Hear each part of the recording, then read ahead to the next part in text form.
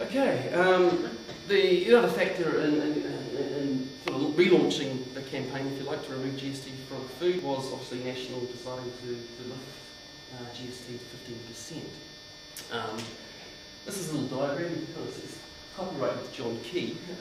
John Key got a little bit of publicity a while back for his little doodle to the alternative New Zealand flag, which he did a little silver fern. Perhaps this one might have been a more honest option for the New Zealand flag.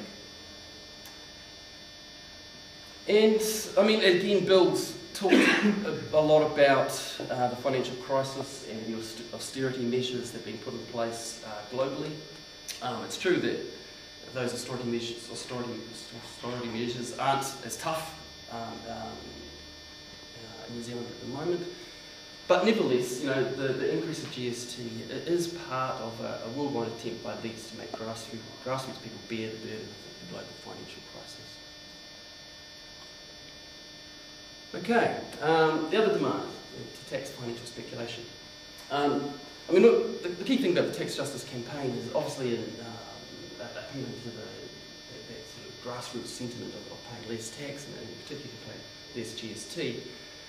There obviously is a need to propose alternative taxes which are going to ensure that we have good quality public services in this country. Okay, so that's why we've linked the no GST of food demand with the demand to tax financial speculation. We've, I think, been quite consciously not specific as to exactly what that might be, though, as we'll say, a financial transaction tax looms large in that. But there are other alternatives that Bill has spoken about as well. Okay, you know, financial speculators operating in New Zealand markets pay zero tax at the point where their profits are accumulated. That's a fact. So while food incurs GST, under New Zealand's tax law, financial services are exempt from GST. Now, I mean, you talk to people on the street about this. It's kind of like, right, but you tax food, yet, you know, financial speculation, you know, the huge profits that speculators make from investing in the New Zealand dollar, investing in the New Zealand share market, etc., that they're actually making profits that are actually going untaxed to the New Zealand government. Okay, you know, does that seem fair? And most people would say no. And I mean, just to spell it out, I mean, we've put out a few press releases that got a little sort of minor bit of coverage in the mainstream media. You know, the government, and you know, it's been a policy to sort of say, you know, GST is applied universally in this country. Well, it's actually not. Okay, so just taking from the Inland Revenue itself, the Inland Revenue lists the following services as exempted from GST: dealings with money, certain dealings with securities, provision of life insurance, provision of non-deliverable futures contracts and financial options, the payment and collection of interest, principal and dividends, and issuing securities such as stocks and shares. Okay, so a whole lot of the financial sector is actually exempted from GST. Okay, so it's not actually universally applied today. This is something that the campaign has to continue to promote, and it's something that potentially, you know, that we need to actually popularise in a big way. Okay, the other aspect of taxing financial speculation, you know, people in this room will be, you know, aware of the global bubble economy and the sheer scale of that around the world. I mean, just one example of that. In 2008, the global trade in derivatives was $500 trillion US, which was 10 times the value of the world's output of tangible goods and services. Okay, so global capitalism as we know it today is, the basis of it is not the real economy, but the speculative economy. Okay? And it's the big banks that are fueling an orgy of speculation, which is destabilising the world economy. Okay? For instance, I mean, one other sort of fact, just recently, 63% of the US economy, the profits made by US corporations, 63% of that was the banking sector, essentially. Okay? So what do banks do? They create debt. So you've got the whole US economy based on the creation of debt. Okay? You know, this is unsustainable. Okay? Right, you know, a principle of progressive taxation is to tax those things that are harmful.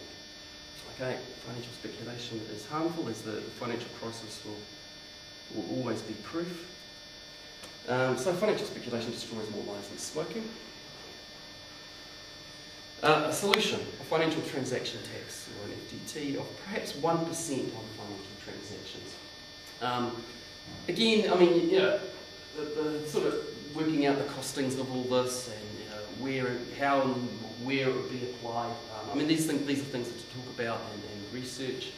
I'm of the opinion that yes, we need a financial transaction put in place in terms of cross-border capital flows, as the CTU is putting forward. I also think that it's something that can be looked at in terms of domestically as well. You know, the rich are very good at avoiding tax.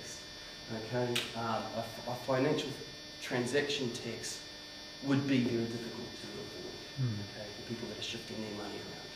Okay, in, you know, domestically.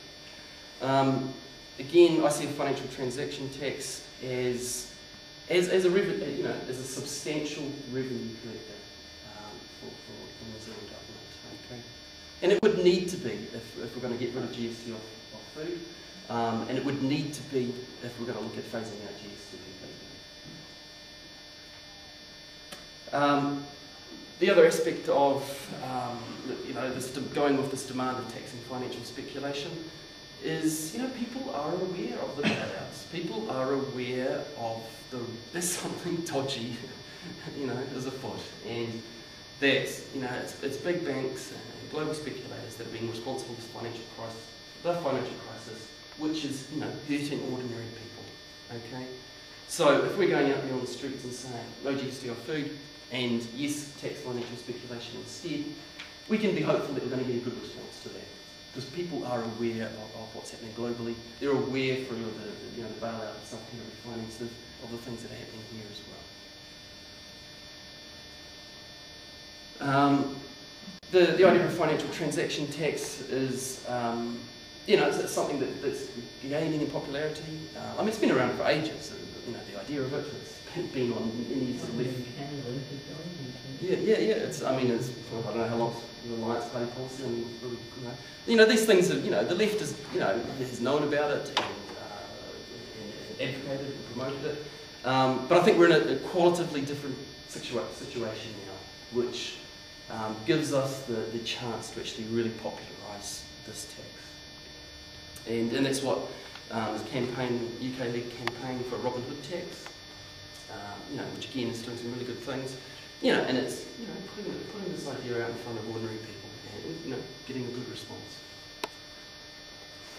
Okay, you know, as part of the campaign, we need to expose every politician in law that supports an economic activity that has a devastating impact on grassroots people.